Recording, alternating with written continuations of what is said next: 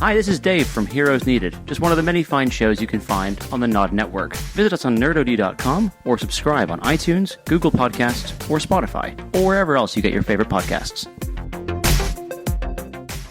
What do we do every time we go on Oblivion? We sing the Bodger and Badger theme tune. We sing the Bodger and Badger theme tune. And then I scream, "Dan, why have you done this to me? I'm going to die," as we go down.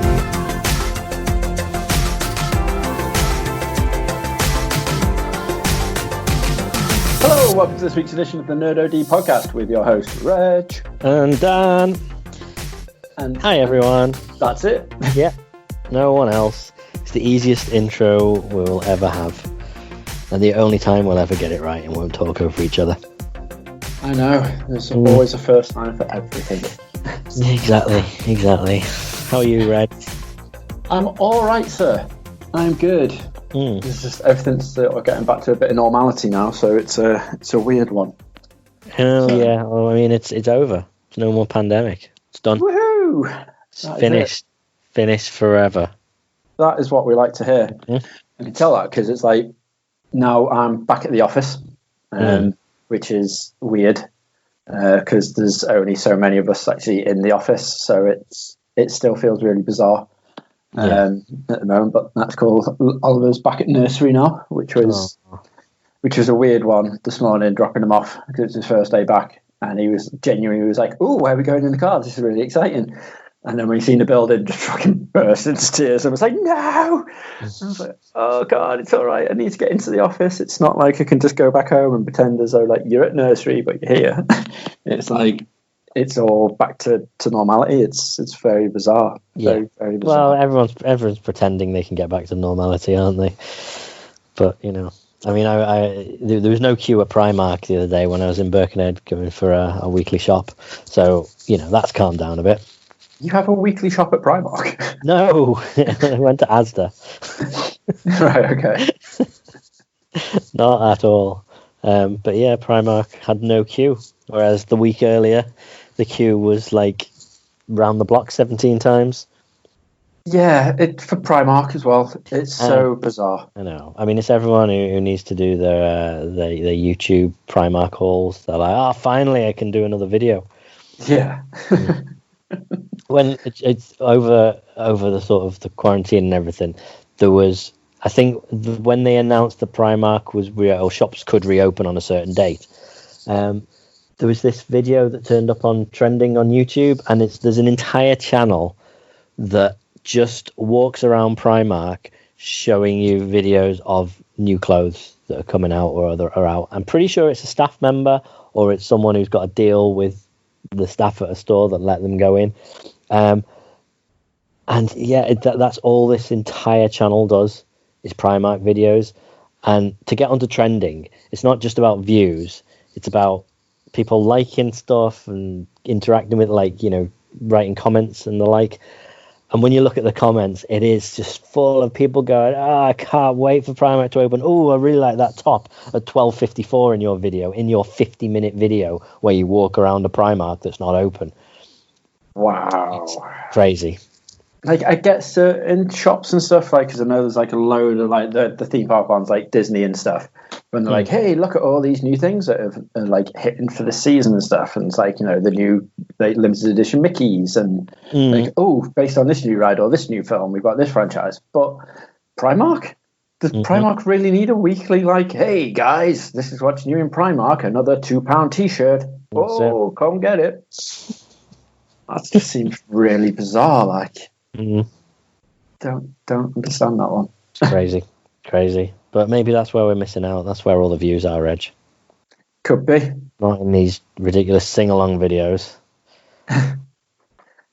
Well, to be fair, they are going really well. Although I know we are struggling a little bit, aren't we, with the it's just Well, so we've done a couple of these sing-along videos over quarantine where people literally have had nothing to do.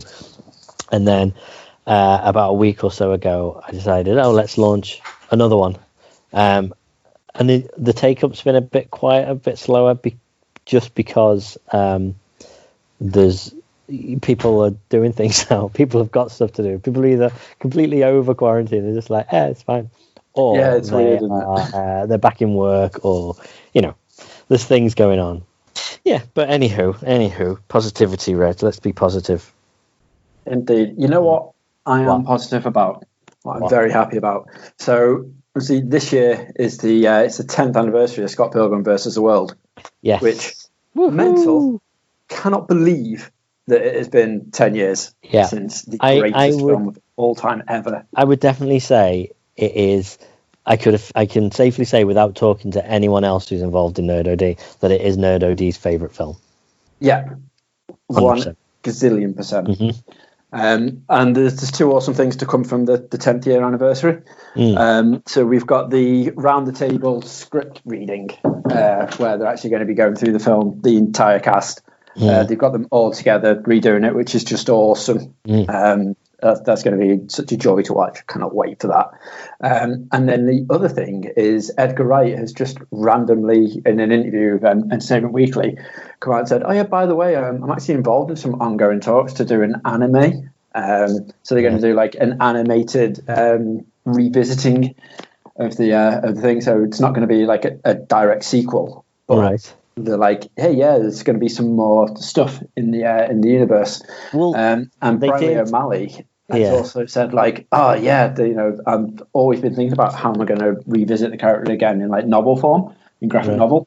So he wants to do one. He's apparently been doing some sketches of Scott with the huge beard during the coronavirus pandemic, which looks awesome as well. So fingers crossed. Yeah.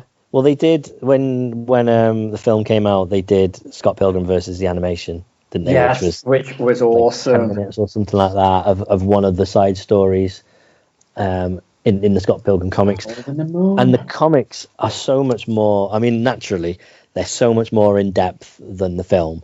The film makes it look like all the events of the movie have happened over like a week, if that, 3-4 days. And it is, and I get one of the complaints that you hear is like he really suddenly falls for this girl, and over the course of 3 days, that's it. He wants to be with her forever, and it's a bit unrealistic that she feels the same when you've just been like, look, I've just met you. But in the book, in the comics, it's months, if not, maybe a year or two that it's all over. I think one of the books, it like skips ahead about 6 months or something like that, and they've been together all this time. It's a proper relationship. It's his birthday party. There's a lot they could get into, and I've always thought animation would be the way to go. Just 6 hour-long animations, one for each book. That'd be awesome, wouldn't it? And come on, Netflix. I mean, is the film still on Netflix? I'm not even sure. Possibly, because I've got it on Blu-ray and DVD and Laserdisc and Flipbook. Yeah, really. But now is the time. Definitely. Because the other thing, so I was going on about this because I was reading like the tweets and stuff and started reading an article about it, and at the bottom of the article, just while I think it's because it was like, hey, we were revisiting all these worlds. I never knew that the Gremlins is having an animated series, like a 10-part animated series. Oh, right, really? Which is going to HBO Max. And this is coming out next year. It's already been confirmed and they've started it and everything. That's going to be coming out in 2021, and it's going to be a prequel to the first film, and it's called Gremlins: Secrets of the Mogwai. Okay, which so like how one of them ended up in a cage. Yeah, so that's going to be awesome because then Zach Galliford, what's his name? Gilligan. Yeah. Yeah, that's it. Zach Galifianakis. Not Galifianakis. Yeah, that's him. But yeah, no, not him.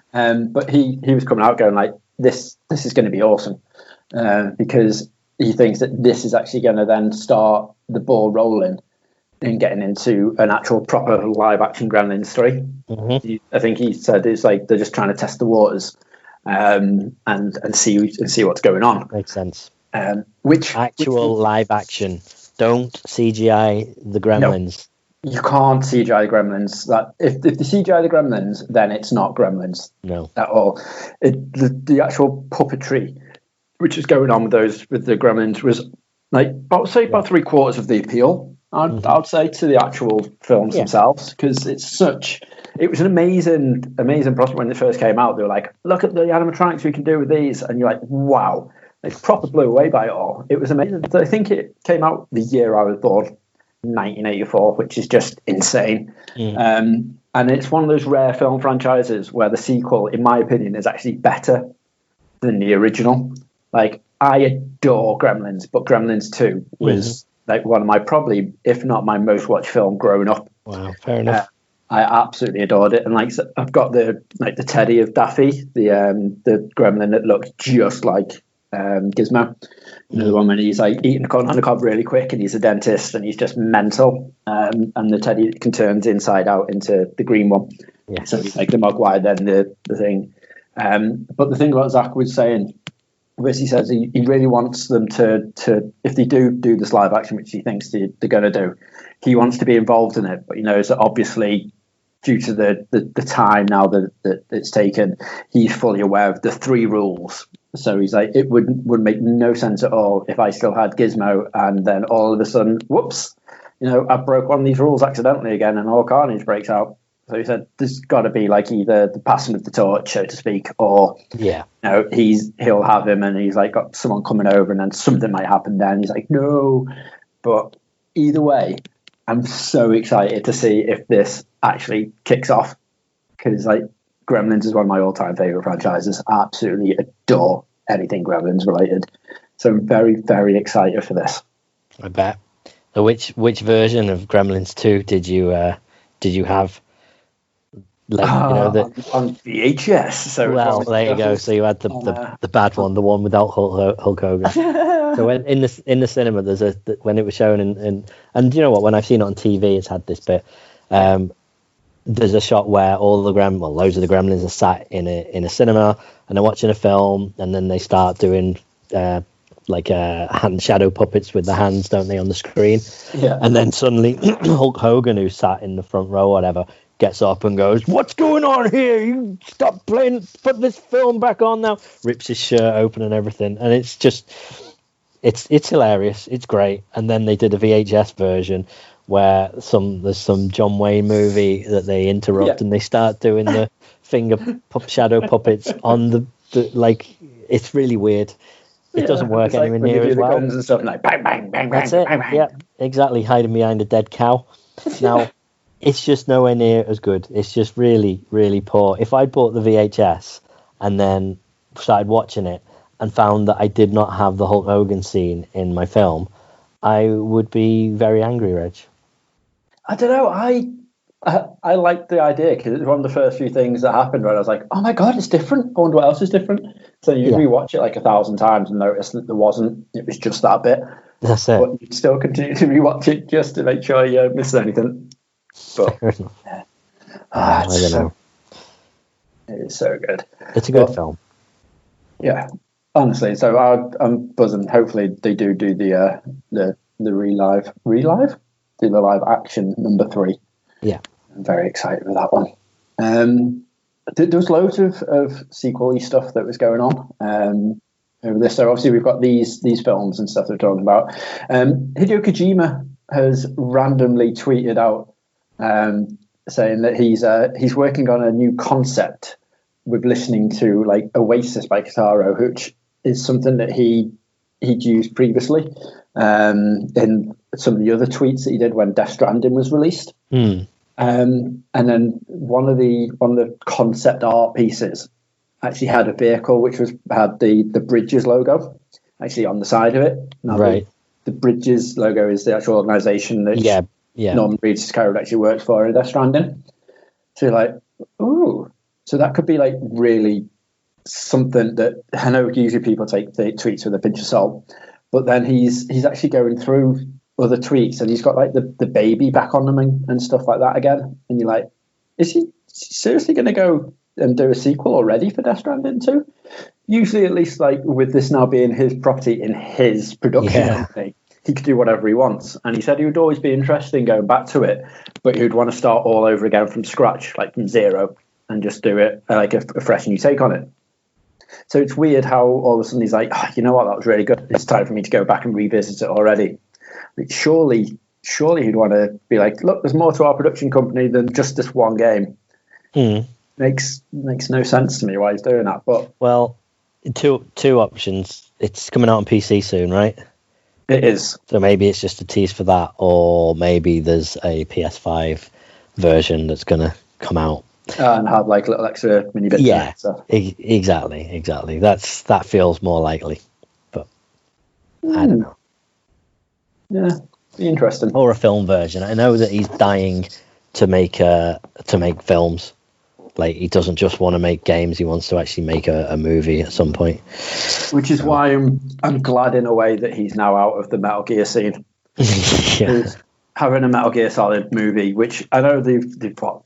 Bloody hell, this has gone in and out of production more times than the bloody Last of Us one. But I was going to say, so now we've got the is it the Skull Island director, who it was originally? Is it Jordan? I can never say his middle hyphenated name, but Vogt Roberts, or right? Vogt Roberts. He was the last director that I remember being tagged to it. But I was going to say, like, that film franchise is something that doesn't need to happen, but at least without Hideo Kojima in it, it might actually have a very unconvoluted plot that would be quite easy to follow. Because I imagine that if he got involved, then we've already discussed the timeline and what the hell actually makes sense or what doesn't make sense in Metal Gear Solid. So having him try and put all of those games and the timeline stuff and condense it down into just like a 2-hour film would be like horrendous. So at least someone having like a fresh new take on it could hopefully be quite good. True, but you know, they said that the Resident Evil movies were a fresh new take. They haven't existed yet. I think one's coming out soon, isn't it? Aren't they planning on doing one? I just mean the original movies. I don't recall any Resident Evil movies. Oh, okay, all right. I'm sorry. I remember some movie thing happening with Mila Jovovich or whatever her name is. Jovovich, I like it. Like she was involved in doing something with a zombie dog. I think that's about the closest we got to having a Resident Evil movie. Right. Okay. Yeah, but they were fucking shite. I'm sorry, but I was trying to get around it, but that was just the worst. And how it brought in so much money, I don't understand. Yeah. I don't understand how people kept going in the end. What, 5 was it in the end? There's no way that anyone past the first one was going because they were Resident Evil, as in the game. You know, I think if people enjoyed the first one and carried on going. In fact, I think it was when they went to 3D. I think that's what really sort of kicked it off and started. I think that one did pretty well because it was right at the beginning of when 3D was a thing. Was it Revelation or something? I can't remember which one. 3 or 4 was in 3D.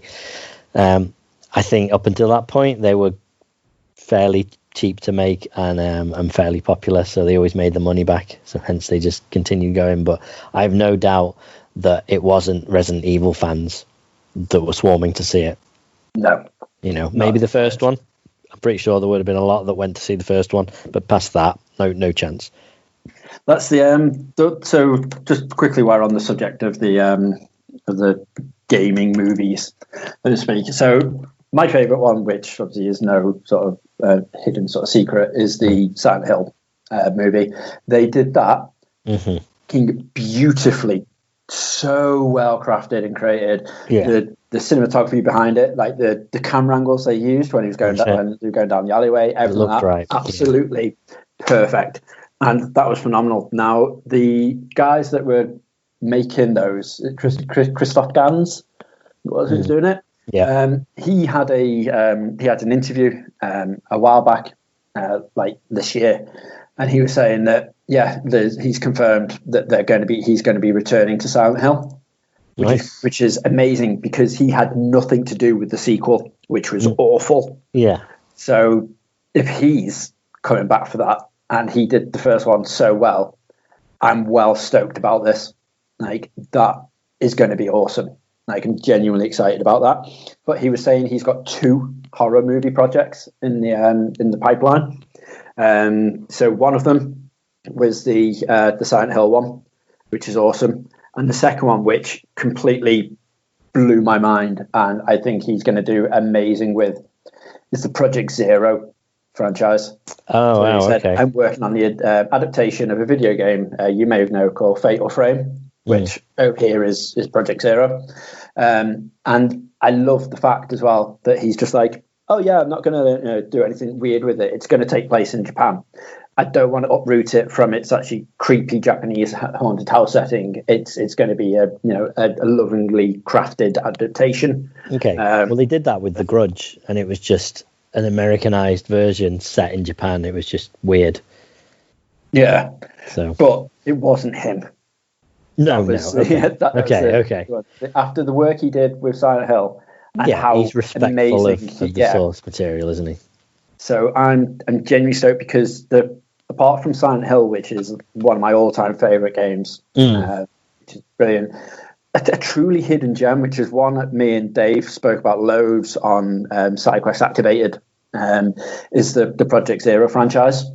Yeah. How these never got the popularity that they actually deserve just is insane.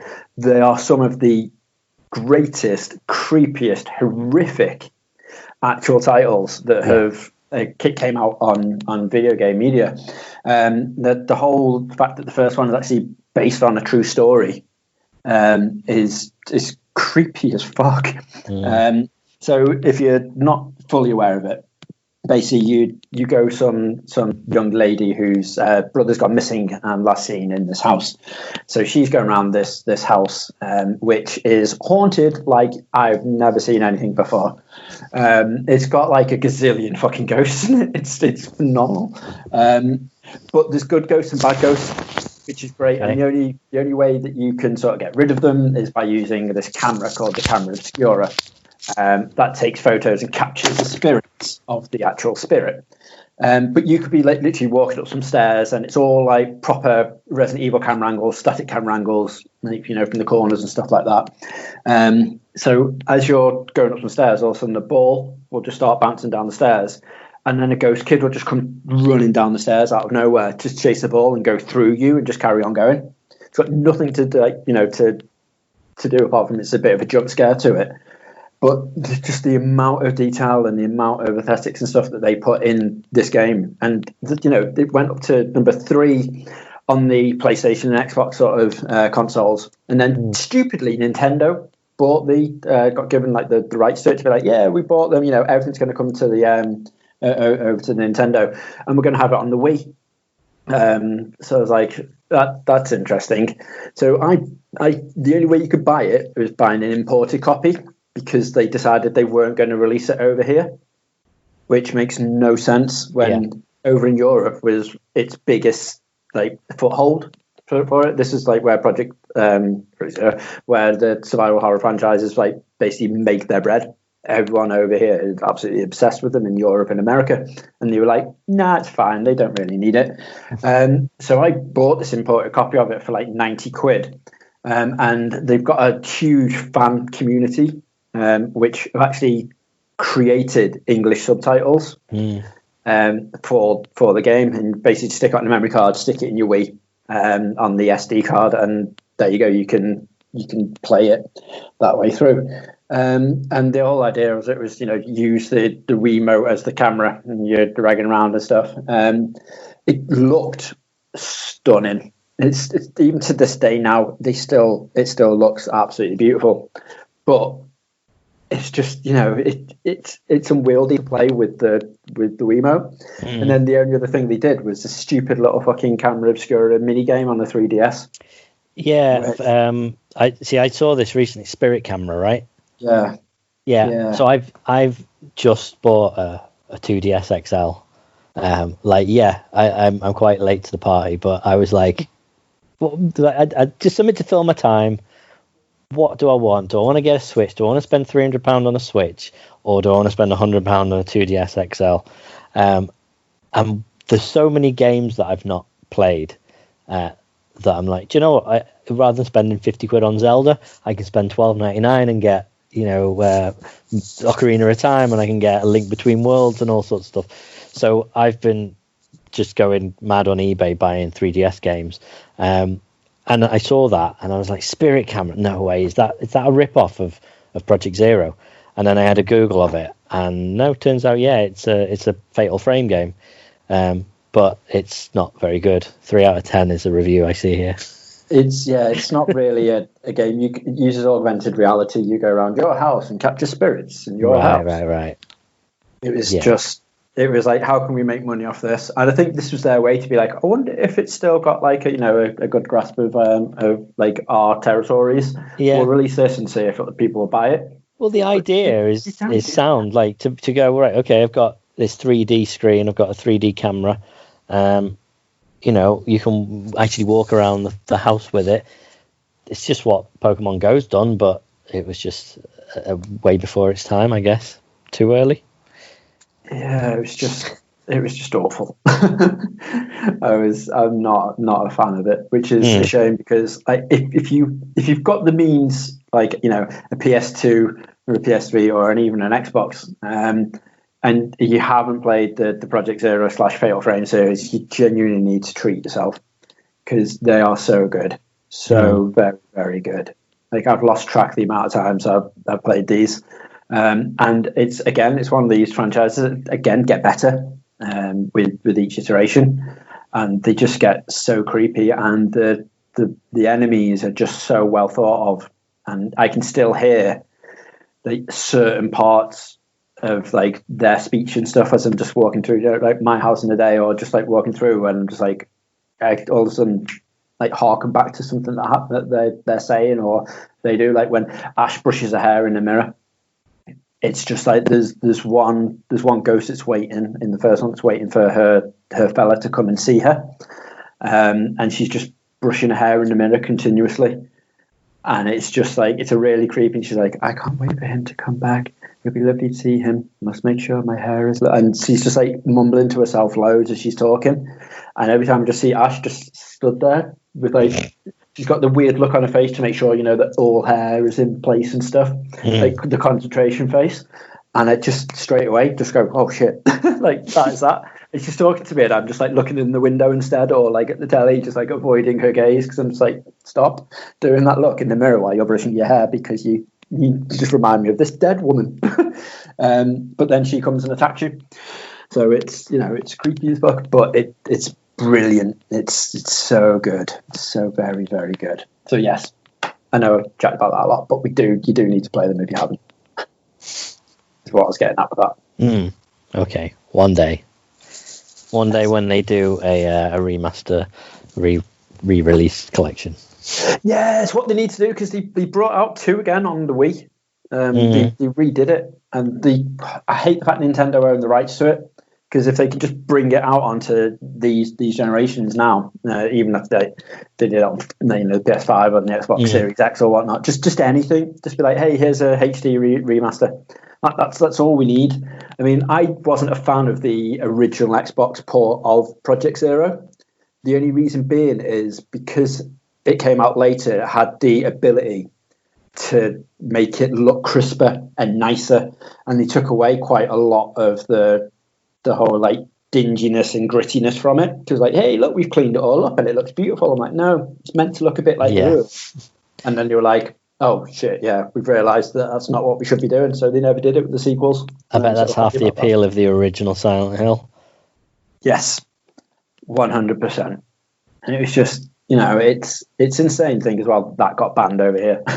Yeah, it's just absolutely insane, because I was looking at like I said, I was going through all my retro titles and stuff, and getting rid of some, keeping some of the classics that I wanted and stuff, and having the original Metal Gear Solid game that came with the Silent Hill 1 demo, which was the uncut original variation of it, where it was like the babies inside out, the bone sharpened for knives that came at you instead of the weird creepy bowl like things with knives. So yeah, it's so good. Like how you think back and think, fuck, we'll never get away with that sort of shit now, like at all. It's so insane, so insane. But while we are talking about things that we've seen a while back and then not heard anything from recently, I know it's such a bad segue. Right, Steve, has he gone missing again? I hope so. No, so this is something like I genuinely have no interest in apart from the theme park part of it. But a while back, it must have been, I'd say easily 2018, I think it must have been. We've seen an amazing trailer for a new Harry Potter RPG that's coming out by Warner Brothers. Did you remember the one where it was all in the snow and stuff? And it looked like, holy shit, this is going to be insane. It looks so good. And then nothing came from it. And everyone was like, well, what happened with that? Well, as Warner Brothers were doing loads of leaks and stuff recently, Warner Brothers were like, oh yeah, that Harry Potter RPG you've seen like a couple of years back, it's actually still massively in development. Obviously, with the whole COVID-19 situation, everything's been sort of postponed a bit. And I suppose that's good in a way due to how fucking weird all of a sudden J.K. Rowling went on Twitter, but we won't go into that. No. So I was going to say they've announced that it's still happening. It's going to be taking place in 2021. It is confirmed that that's going to be coming out. So it's actually in development by Avalanche Studios, which is insane. I recognise that name. What have they done? So I was going to say they're apparently well known for doing the Disney Infinity stuff. Right. But they've done other titles as well. Mad Max, Just Cause. They've done loads. Rage. Okay. Yeah, so there's loads. Generation Zero, which is coming out soon, which looks pretty awesome as well. Yeah, so there's quite a lot of titles that they've done that are coming out. But they've been making this Harry Potter game, and it's going to be one of those that they're going to lovingly recreate Hogwarts. Yeah, it's so obvious you're not a fan, Reg. The castle thing that it's based on. So they're doing that, but it looked amazing, and even like I was like, I'm not a fan of Harry Potter and stuff, but that genuinely looked quite interesting. So they were basically coming through and saying it's going to be coming out on the Xbox One X series, Xbox One Series X. It's not confusing the slightest, and the PS5. That's what they're going to be released on, which is awesome. So, you're going to have all the power of them actually coming through with this, which should be quite cool. Cool. Interesting. There's another little bit. Let's see, I don't always talk about the three things that I love. No, it's true. I talk about things I'm not a massive fan of. At no point have I ever accused you of that. Well, I've had people tell me that basically my only contributions towards these sort of things is me going, have you played Shenmue yet? Yeah, I love me some survival horrors. And well, there you go. Mainly drinking, so I thought I'll cover something else that's not Disney, even though it's sort of slightly, using one of the studios. Speaking of Disney, now you went to Disney World a few years back for your honeymoon, didn't you? Yeah. How amazing is Splash Mountain? Oh, I know. Well, right, before you go into this, so Splash Mountain is probably the best log flume in the world. It's so good. I mean, at Universal Studios and Adventure, there's Dudley Do Right's Rips or Falls, which was their attempt at it, which is great. It's amazing. Very close second. Yeah, exactly. Splash Mountain has this massive, very, very, very steep drop. And it's, amazing theming, just like all the other Disney mountains. But it's themed to a film that you've probably never seen and are likely to never seen. And it's called Song of the South. Now, a lot of people know the character Brer Rabbit because he's the main character out of it. But basically, he originates in this film, The Song of the South, which Disney put a lot of their films into the vaults, and all that is they just like re-releasing them on DVD every few years. They're like, it's out the vault. Look, you can buy Aladdin again. No, you can't buy Aladdin, and then it comes out again. Well, this one went in the vault, and it's never coming back out because it was questionable then, and it's more questionable now. It's set in the deep south, many years ago, and we don't really need to go into that much more information of why. But the whole idea of the film is it flicks back and forth between live action and this animated world where you've got this fox and his bear friend who try to eat rabbits, and they capture Brer Rabbit, and it's this whole fable about how he gets away and whatever, and that's what the ride's based on. Now, when I was little, when I was say 11 or 12 to Florida, and went on this ride, I had no idea what it's about. I'd never seen this Disney film, didn't really care. It was a really fun log flume, and look, there's a story about a rabbit. You get to see most of the story. But over the years, there's been a bit of a campaign to say, look, this film, it's not really something that Disney want to be shouting about anymore. So maybe you should retheme it. And there'd been petitions to retheme it to Princess and the Frog, just because it's I suppose similar sort of idea. It's sort of set in the South, but a lot more modern, a lot more realistic, I guess, and based on more recent values. Now, this campaign has been going for an awful long time, and the petitions got loads and loads and loads of signatures on it. And Disney finally came out the other day and said, "Yeah, okay, we're going to do it." Apparently, nothing to do with the petition. They said, "We've been working on this for ages, so don't think it's you're responsible for it." But it is happening, and people are very happy. Other people are like, "Oh no, it's the end of an era." I'm quite happy with it. It's not like the ride's going to change. It's something else to look forward to when we eventually go back to Florida. It's a new way of doing it, but it's just another way that Disney are going to sweep this one under the rug. Yeah, I have it on VHS. Really, we bought it on VHS after going on the ride, purely because it was like, oh, what is this film? Because this was our favorite ride, me and my family's ride at Disney. So we bought it in like the 90s, when it was allowed to be out on VHS. I'm sure it's worth a fortune now. I imagine it would be, mate, to be honest with you. It's just it's one of those. It's the songs though, like Zippity Doo Dah and stuff. When you go around that's it, like it. These songs awesome. are great. Zippity Doo Dah, Zippity Day, My Oh My, What a Wonderful Day. It's a song that everyone seems to know, but no one knows where it came from. Well, turns out it was from this really racist film. Yeah, but it's just like hearing that as you're about to go down the big huge drop was insane. Like, I loved it. I loved that ride so much. And Princess and the Frog, it's all right. Yeah, but hopefully the ride will be great. Well, that's just it. You're saying, well, look, you weren't that big a fan of the film. Are you a big fan of the Song of the South? You've probably never even had the chance to see it. Mate, it's up there, my top favourite film of all time ever. No. Your granddad used to show it you all the time. He did. It was great. I was going to say, but I won't say that. Yeah, but no, it makes sense. But it's one of those when you go on something and then all of a sudden things change. That doesn't faze me as much as everyone going, "We've done it, guys. What's next?"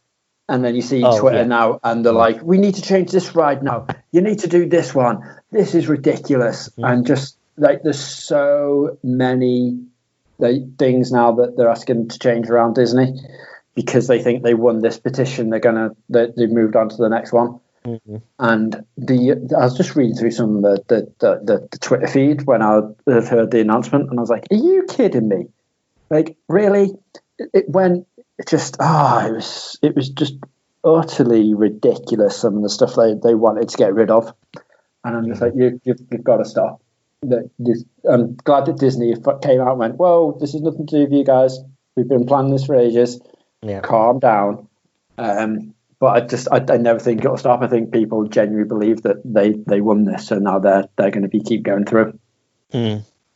Yeah, I think it's a good idea, not just for reasons. I just mean it fits. I do really feel like that film I can totally picture it. Yeah, with all the voodoo stuff and going around, some of the rides and stuff, swamplands, and like, when they're actually, the streets of New Orleans, things like that. I can picture, like, having gone on the ride many times. I can see exactly how that'll fit in. So it's a great idea, if you ask me. Yeah, it's just going to take a little bit to get your head around again. Like I said, when you change stuff up, like, even though it's not much of a difference. Like the way that they put the guns in Jewel in the haunted house in Alton Towers, like that dropped my enjoyment massively. Yeah, from it, and it's weird because they've not changed anything else apart from putting dots around things for you to shoot. But I'm like, this isn't what it used to be. No, I've got a feeling that's going to be. It was never scary, It's a ghost train, and that's a really boring, low tech ride for a theme park like Alton Towers. So I get why they added the guns in. It was just a really easy way to go. Hey, look, I've got a new ride. And that's what this Princess and Frog thing is going to be like, because obviously they put so much money in recently through doing Pandora and Toy Story World and now Galaxy's Edge. Now, like, we want to bring new stuff in, but we genuinely can't afford to do another new land just as of yet, especially with this COVID situation. We've bought a ticket for the last 4 months. Oh, their process of how they've managed to get around this is just stupid. But on the other hand, though, Universal have completely smashed it out the park. I'm just really worried with how they're going to remain open. Because it seems that a lot of theme parks have reopened with restrictions, but they're dead. No one's wanting to go, but that means there's like 10-minute queues. This is the thing. So obviously, I've been watching a load of the theme park vids because I'm slightly addicted. Of people walking around Universal, and you see about 4 people as they're walking around. The Harry Potter one's a bit busier because you've got about 20 people, right. But compare that to the thousands when you usually go there. Like some woman was like, I usually queue up for like 4.5 hours to get on the Hagrid motorbike ride. Right, yeah. And she's like, yeah, and I've been on it about 8 times in the past hour. And I'm like, wow, it's just it's amazing that you've got that ability to do it. Like, people complain that you've got to wear masks in the heat and stuff, and you're like, just behave yourself. It's not like you have to go to Universal. You don't. If you don't want to wear a mask, don't go. It's as easy as that. People work in masks all the day round. Like, people work in those costumes in that heat. Yes, of course. There's so much stuff that people don't think about, and it's a privilege to be able to go. So class yourself lucky, and walking around it, people are still enjoying themselves when they're there. If you need to, take some more extra water with you so you're a bit cooler, do that. You can take a break to just move your mask off a little bit if you get a little bit uncomfortable. Like, there's certain things you can do to make it easier for yourself. If I had the ability to go now, there's so many rides I haven't been on now since it's been a couple of years that we've been. I'll jump on a plane right now and go. Yeah, it's I'd love to be able to get there and be like, right, let's do Rip Ride Rocket, all tunes and secret tracks. Just like, I'm staying on, and just like do like, it'd be so good. Yeah. So very good. But yeah. Well, Universal's just opened, or they're about to open. They're just sort of showing some of the behind the scenes videos of a Bourne, like Bourne Supremacy. Yeah, the Bourne Supremacy, the Bourne, Identity. That series of films, like a stunt show, which has replaced the Terminator 3D, hasn't it?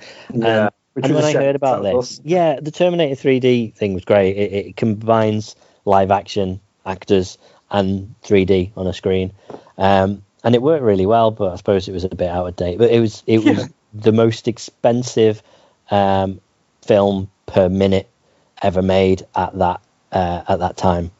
It's because it's like a 15 to 20 minute Terminator film, and they spent an absolute fortune on it. But anyway, this new one's opening, and it felt like a bit of a step down. I was like, do people? I know the Bourne films have been fairly successful, but do people care that much about them? But it's one of those things that actually doesn't matter what it's based on. No, it's the actual spectacular. Yeah, exactly. And I've had a look. They've released like a 20-minute behind the scenes of it, and they showed some of the scenes. It does look so clever. Like the sets. If you've ever been to a musical, a song will finish, the lights will go down, and there'll be a bit of an instrumental while all the staff wheel on the next bit of set. You know, they push out this massive thing, dump it there, run off stage, and the scene starts. This is like that, except everything has got that trackless ride technology, and so there's a bunch of rides that have opened over the last few years where the cars don't go on tracks. It's just, it uses a really fine-tuned GPS to know exactly where every car is, and they just zoom around this sort of open track. It's amazing, and that's what they're doing with this. So a scene's about to start, and these the scenery just drives on, parks up where it needs to be, and the beauty of it is they can move as one of the actors is on it. So there's a scene in the video where you see the guy climbing up this tower, gets to the top, and another guy pulls out a rocket launcher and fires this rocket launcher at him. And as this is all happening, the tower that he's on is spinning. So you're almost in the film, because the camera would be panning around at this point. But it's very, very, very clever. And all behind this is a massive, humongous screen. Yeah, really high resolution screen as well, so it looks like it's part of the set. It's very clever. I'm genuinely intrigued to go and see the actual thing, but it's all projection mapped, and things like explosions are just done by projection and things like that. Really clever stuff. Yeah, I can't wait to actually get. I'm 100% going to watch it when I next go. I can't not. I mean, I know it'll be nowhere near as good as Indiana Jones one, which, let's be honest, is awesome. yeah, I suppose. But I'm genuinely stoked about how good this is going to be. My one hope is it does keep to the one theme of every single Jason Bourne film having Moby in the as the soundtrack. Oh, it'd have to, definitely. 100%, I guarantee that is the opening and closing music, and probably what you're going to hear while you're in the queue. Yeah, 100%. Definitely. Just while we're on the subject of theme parks, we'll head over to Japan. A Super Nintendo World has been delayed indefinitely. So, yeah, and that whenever you hear that indefinitely, that always sounds like that's it. It's cancelled. Like when a game has been postponed indefinitely, it usually means, that game's not coming out now. Yeah. But no, they're not saying when it's going to open. It's just, we don't know how long. It's indefinite. It's there, isn't it? It's mostly built. There's some amazing. Have you seen the aerial shots? Yeah, absolutely. Just looks good. Incredible. I've never seen anything like it.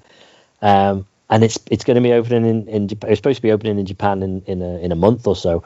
And then next year or the year after, it would be opening at California, Universal Studios, and then the year or two later, eventually when Epic Universe or whatever it's called, the new theme park in Florida gets open, it's going to be one of the main lands there, with more stuff. Like, have you seen the actual the plans for it? Because you've got the whole Mario section, which has got the Mario Kart ride and then a Yoshi ride. But then you go through this tunnel and you end up in Donkey Kong's land. Donkey Kong area, and there's a whole wooden roller coaster. And again, looks amazing. Same with Harry Potter, though, isn't it? You know, everywhere's got the Harry Potter ride, every Universal Studios, but then Florida's like, no. We've got this one, we've got this one, we've got this one. Yeah, so amazing. But yeah, it makes sense. There's loads of theme parks that are delaying. Like, stuff is built and they're like, it's ready, but we don't want to just go, all right, finally it's open, especially in this climate now. We don't want, we want the big, grand, huge opening. We want the 4.5 hour queues. Yeah. So it doesn't surprise me that they're going to delay it. So, yeah, exactly. It'll open next year. It's like Alton Towers, their new ride is ready. The new, the David Walliams Gangster Granny, is it, ride? Yeah, because that's taken over CBeebies land, isn't it? No. Cloud Cuckoo Land.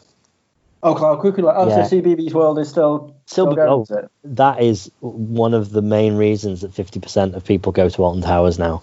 They take their kids and they spend hours and hours in CBeebies land. Look forward to it, Reg. That's the sad part of my, I'm going to go Alton Towers. Yeah. She's like, it's going to be brilliant taking over. I'm like, oh, yeah. Yeah, I'm not going to get to do the adult rides. I'm going to be in CBeebies World.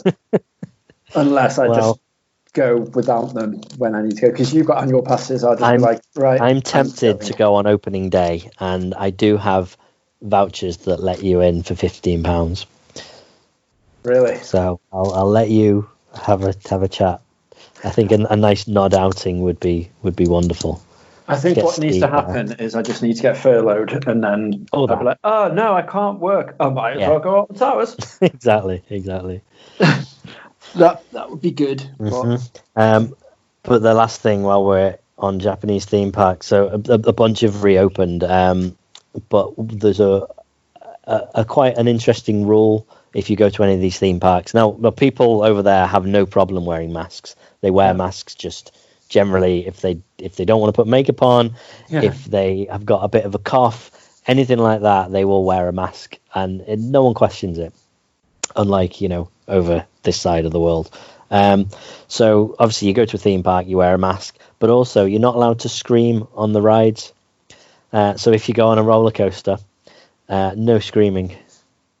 How can you promise that?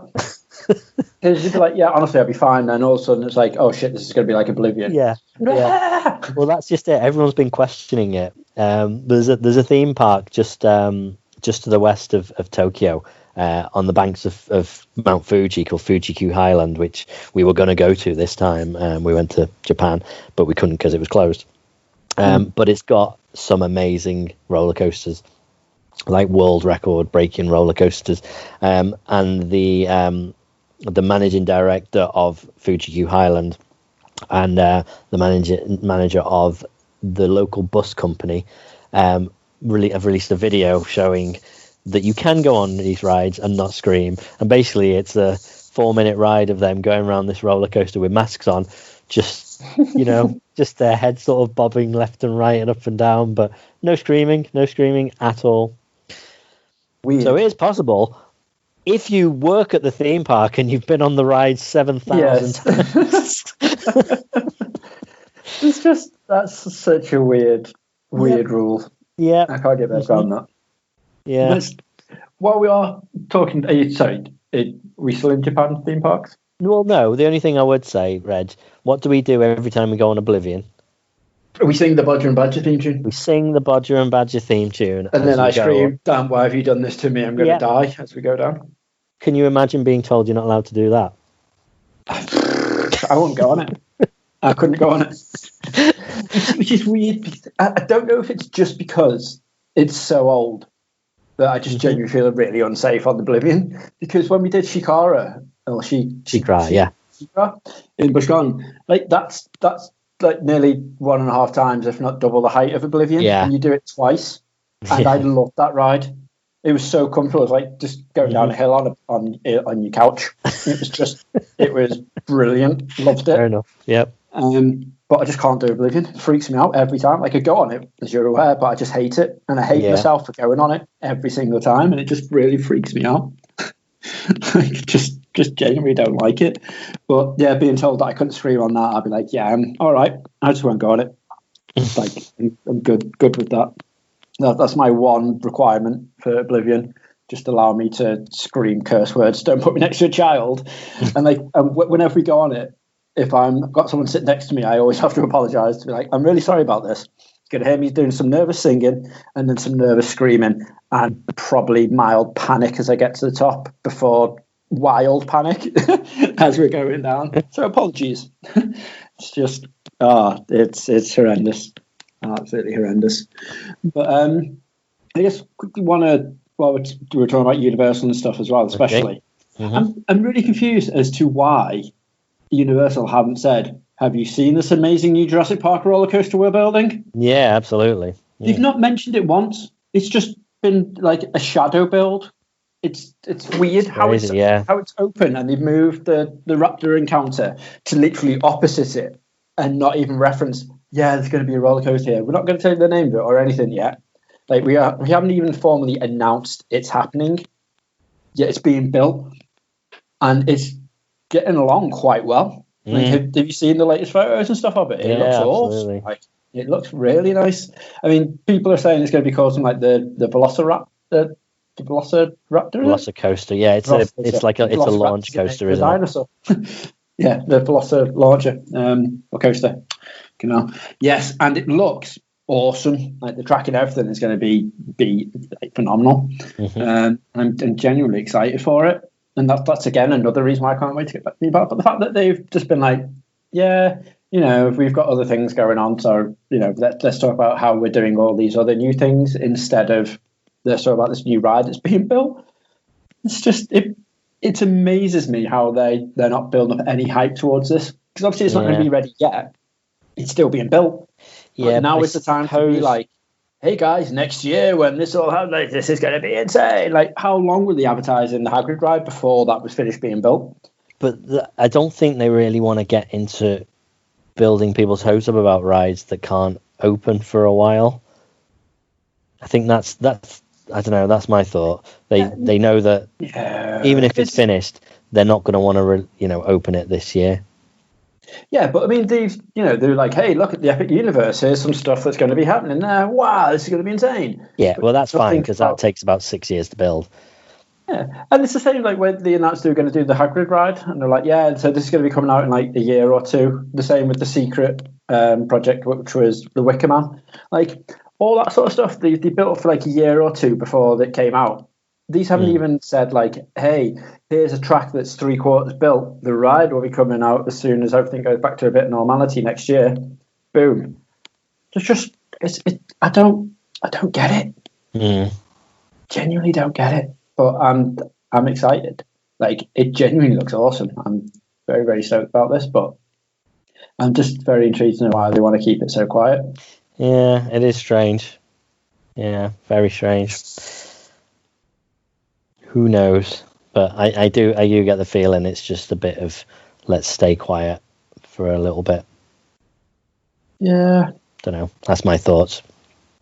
Yeah. I mean, I know, like we said, they've got so much stuff coming out, like the Born stuff. So I suppose they want to try and like plaster stuff all over that instead.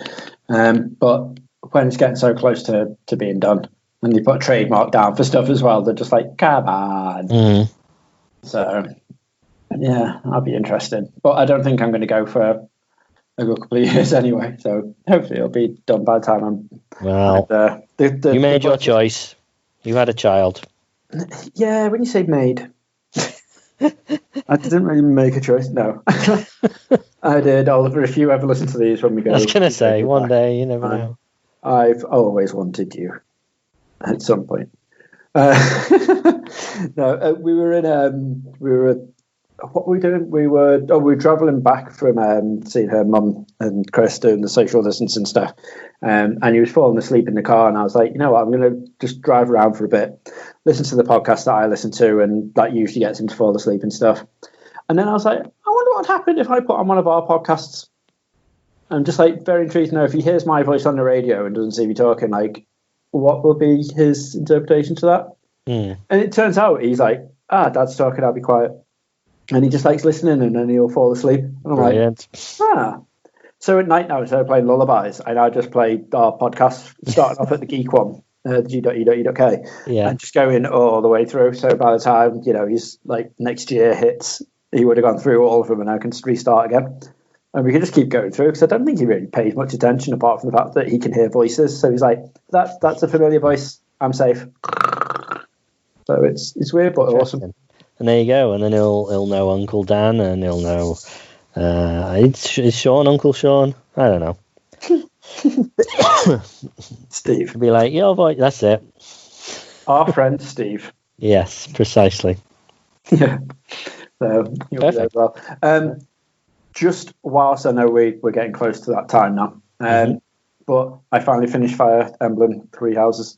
Oh, brilliant! Win. I was working the other night. And then it got to that point where I realised that I've worked so long, yet I've got to get up again to work again soon, that there wasn't any point in getting some sleep. I was like, you know what I'm going to do? I'm going to have a go with Three Houses. I've not played it for ages. With getting the quests and stuff, I've just not bothered, like, literally playing on anything. Okay. And I was like, yeah, I'm going to play Three Houses. And I was like, all right, I'm on chapter 19. I think there's only something like 22 chapters, so that's not far. I can do this. So I smashed it out that morning.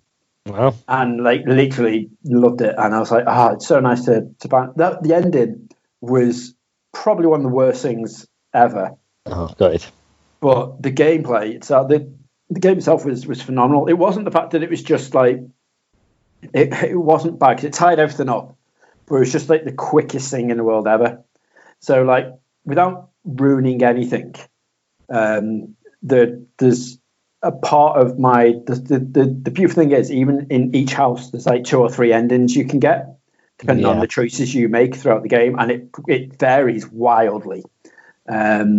So for example's sake, there's a house where there's a girl called Edelgard, and she wants to basically overthrow the empire. She wants to become the queen of the empire. So if you're literally playing her in that house as her tutor, she goes to be and she becomes like the queen of the empire. She starts this army to like overthrow like our church and all this sort of stuff. And you've got the choice: do you either A, try and convince her to sort of like stay in the church, B, do you let her do it and then go and try and take it down, or C, do you join her and literally follow her and like take her commands and then literally take down the church and all that sort of stuff. Right. So the game just changes massively and it's brilliant. The story arcs are phenomenal in it, and each house has similar sort of stuff.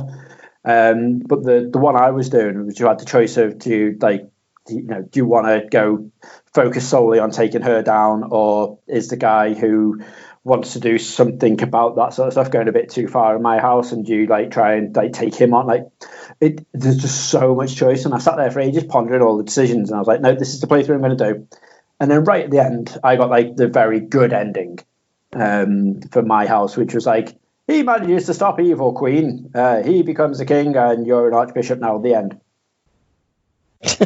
and when you think that I'm like, right, you shortened that. I haven't. It's not even a proper cutscene. Like they've got amazing animation, like manga animation going throughout the game, and they are beautiful. I would happily sit there and watch a full anime of that, manga of that, because it's done so well. The voice acting, the actual animation style, the combat, everything looks like amazing in it. So I was like, this ending's going to be like class. And it's just like, the old Japanese oil paintings, so to speak, of like, the big dragons and that sort of stuff that they do. It's like that sort of pattern coming through, which shows you like my guy being the king of the world, so to speak. And then me being like, oh yeah, the woman who's running the church, because she's old now, she's retired, you're now running it. And then the credits come. Brilliant. And I was like, I love it when you spend 140 hours on a game and the ending is just perfect. Yeah, I was like, what the fuck? Like, I've done so much stuff here. There's like, it does tie up everything before that point, but I'm just like, that's not the ending I wanted. No. Like, what happened to the last boss to make the last boss like the last boss doesn't explain it. It's just so weird. So I can't even tell you because it would ruin a huge part of it, but it's just like, what? How did that happen? Like, there's no explanation to it, but I can't not recommend that game high enough. It's so good. It's such a good game. And like I said, if I wasn't going to give it back to Mike, the first thing I want to do was go like, select new house and play through again, just with a different house. Because I love the characters in it and everything. Wow. It's brilliant. So you get a whole new game based on just which house you pick. So it's like each so the start point will always be like, hey, okay, so you're a new a teacher in this church. For some reason, you don't know why. Like your dad's part of this group thing, so you go in this church to like hide, and they're like, hey, we know you can do your stuff. Do you want to teach here? And you're like, yeah, sure. Pick a house. So then you look through the sort of characters after you've had a chance to speak to them for a little bit, and then you choose which house you want to pick. And then I believe it's all very similar up until you have like a practice battle. And this practice battle is called the Battle of the Three Houses, and you literally have a 3-way fight on this massive field. And then the story and everything then changes from that moment. So it's mad. But like I said, depending on what choices you make and how in depth you chat to certain characters or there are other characters, people's stories change inside each house as well. So it's amazing. It's such a good title. So I've done the really obvious thing of I've played a massive game now. I need to stop playing big games and just have a break and have a little game to play. Okay. So I bought Divinity 2, the big edition, which admittedly, is another like 400 odd hour game sync you can play. And I was like, I really want to play a game like this. But my laptop isn't my laptop anymore because my one's broke, so I'm only using the work one. And I can't imagine them allowing me to start buying games on the work laptop and playing them, because then they're like, "Are you actually doing any work?" I'm like, yes. Yeah, in between podcasts. Yeah, I play games on podcast when in work time, and out of work I'll occasionally recruit someone. So I was like, I'll just get on Switch. Now, handheld mode, the game looks awesome. Like, it looks really nice. Put it on the big screen. It's a bit blurry and muddy, but it still plays amazing and looks like the environments and stuff look beautiful on the big screen. Just the character textures just don't look that great. But it's so good. I'm only about 8 hours into it at the minute, and this is something again where every single conversation you have will change everything about everything. So you've got to really think, how am I going to do this? It's another RPG, isometric RPG, as you run around and do stuff turn-based. But one of the perks I chose at the beginning, because I just wanted to just have a little dick around and see what's going on, was something called Pet Perk, which is you can talk to animals right around it all. And I was like, And the very first animal you come across, apart from like the hound dogs that are going through doing weird story stuff, you can listen to them talk, and you're like, that's weird, and you can communicate with them. And a sheep, like I had a discussion with a sheep about that sheep being a sheep. It was just weird, but so funny. And then the ship you're on crash lands, and you go into this island. And I could hear a voice, and I'm like, what the fuck am I talking to? Like, I'm having a conversation. I couldn't quite see what it was I was having a conversation with. And then I turned the camera, and it's a squirrel riding a skeletal cat. And he's called like Lord Ceros or something. And he's in search of the Great Acorn. And I'm like, what? Because the main story is so dark and twisted that you've got these amazingly humorous mini side stories and stuff going through. I'm like, what the actual fuck? It just makes no sense. But it's amazingly fun. And some of the stories in it that you come across are brilliant. Like, they are really entertaining and fun.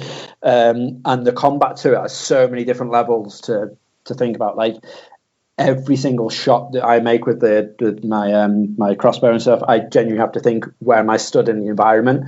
Am I near anything wet? Am I near anything that can have fire set to it? Okay. Is it sticky in the mud? Like, everything you do affects everything. It's great. So if you're stood next to a barrel and I shoot my arrow, I put like flame arrow or whatnot on it, even if it's not an explosive barrel, if it's just a wooden one, the wooden one will set fire, because obviously you've got that, which then start burning up the environment around that guy and then set burn damage to it.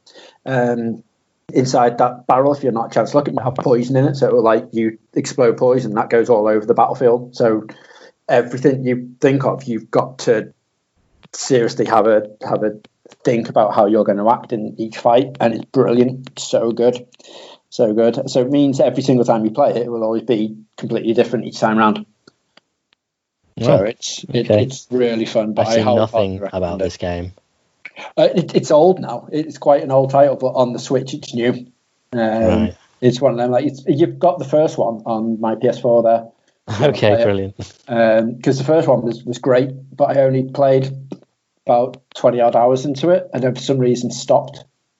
But I do know the reason, because games just kept coming out and out, and I was like, I need to play them all.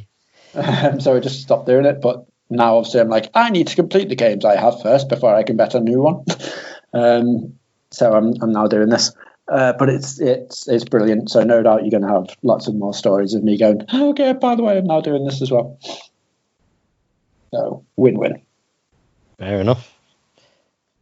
Well, I will just be sat playing on my 3DS for the next few months until I get through all my games. I know, right? I saw I've lent you my PS4 with like a gazillion titles and the Well, stuff, and you're just like, well, I've got a 2DS.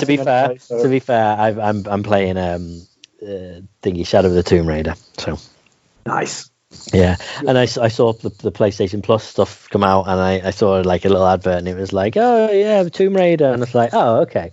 So I just got Reg's PlayStation off him, and then suddenly they put Tomb Raider on PS Plus. And then I realised, oh no, it's the second one. Yeah, I was going to say, it's the first one in Rise of the Tomb Raider. Yeah, it's just like, oh, okay, fair enough. I mean, it's an amazing game. I love it. Yeah. It seems to, most games get bigger and bigger and more epic the further you get through. But the third one seems toned down. Like, I don't know, the first one you have the island, don't you? And then the second one you have the mountain. Whereas this one just seems to be a very linear, you're going through the jungle to temples. It doesn't seem to have the same sort. I mean, it's great. I still love it, but it doesn't have that same feel. It seems very odd. It was almost like, right, come on, let's get this trilogy finished. But yeah, I don't know. I don't know. Anyway, I think an hour and 15 minutes, I think, is plenty. Don't you, Reg? I do, sir. Good. Why not? So, on that note, I've been Reg. I've been Dan. We will see you on Friday for episode 3 of Nerd OD&D. Yeah, because we're recording episode 4 tomorrow night, which is going to be Combat Night. I hope Finally so. getting into fights. I hope so. I'm excited. It will be. We are making our way there. Good. Literally into the fight as we speak. Awesome. So I'm excited for this because finally now we're going to be able to start it off properly. Yep, that's it. I think 3 hours of conversations is probably more than enough. Yeah, exactly. I'm not actually doing anything with the Kraken. Yeah, weird. Cool. Right, thank you for listening, and thank you for joining me, Reg. It's been a pleasure, and thanks everybody for listening. Hope you enjoyed. Okie dokie. Bye, everyone. Toodles.